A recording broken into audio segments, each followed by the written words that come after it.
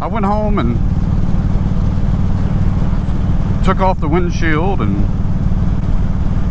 took off the backrests.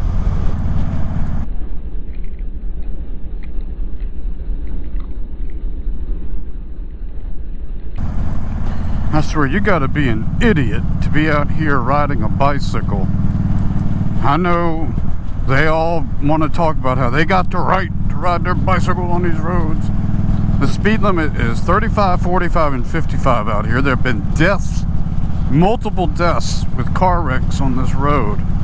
And these guys get out here in their little tights, riding their little bicycle. Now, at first they'll say, well, I'm a good person because I'm driving to work. They're not going to work out here. It's all about, you know, their hobby is biking. And I was into mountain biking for many years. But we did that in the woods on trails designated for mountain biking. We don't take up our hobby. That's one of the differences between bikers like us and cyclists, is that I assume nobody sees me and I act accordingly. The bicyclists wail and moan that it's our responsibility to watch for them while they go 2 to 5 miles an hour, whatever they're doing out here. I don't care if they're doing 20. I've gotten up to 20 to 25 on my mountain bike, depending upon where I was at, maybe a little more. But I wouldn't come out here going, it's a perfectly sane, rational decision for me to put myself on this dangerous country road at 55 mile an hour minimum that people are going as we get up here, and then expect them and lecture them that they're the problem for not anticipating that some dude in tights is going to be sitting here pedaling. So rather than owning a Peloton and biking in the safety of his own home, nope, it's our hobby, it's our right to be out here. And I've often wondered, how come they don't do jumping jacks out here? Why not do some push-ups, set up a workbench? View is good. Why stop at bicycling? It's just nuts to me how this bicycle lobby has managed to convince all these politicians that this is a noble, worthy thing. And, they'll say they're just like cars.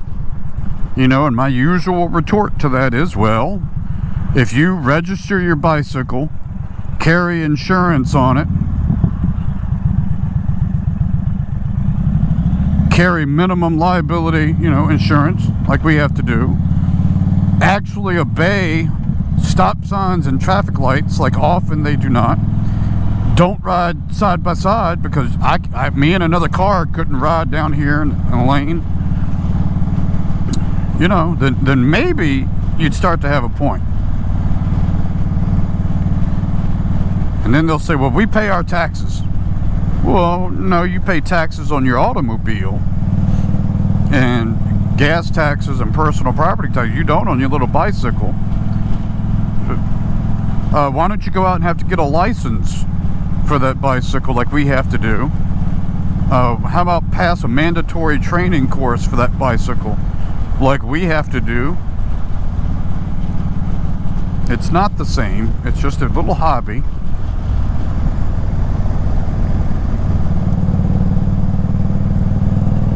For exercise. It's their hobby for exercise. Common sense would tell you, yeah, this isn't a good idea to be out here riding a bicycle with dump trucks flying by, tractor trailers on curvy rural country roads.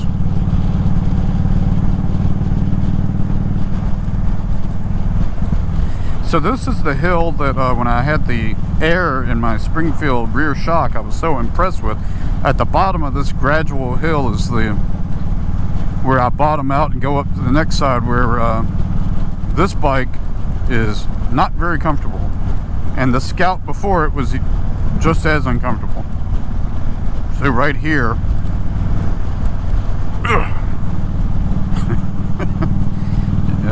you probably heard that reaction. It's like getting a chiropractic adjustment Whereas with the Springfield, man, it just bloop bloop right over it, no problem. I decided to stay seated so I could kind of compare it. The roads are still wet out here, and out here in the country sometimes you'll get standing water, especially after it subsided a little bit, maybe on the edges. But in some cases, depending upon when you come out, it's all the way across the road.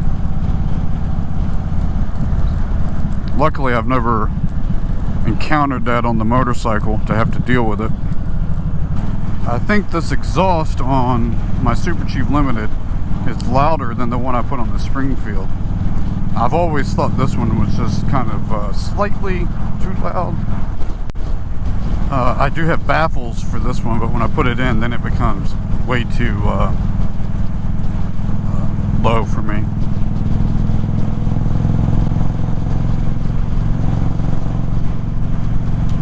I don't want to be that obnoxious guy, but at the same time, like I've said on other videos, I want to be able to hear it. And no problem with that. You know, I tend to wear foam earplugs, full face helmet, and I can still very well hear it. Thank you for watching this edition of Ramblin' Man Moto and Drone.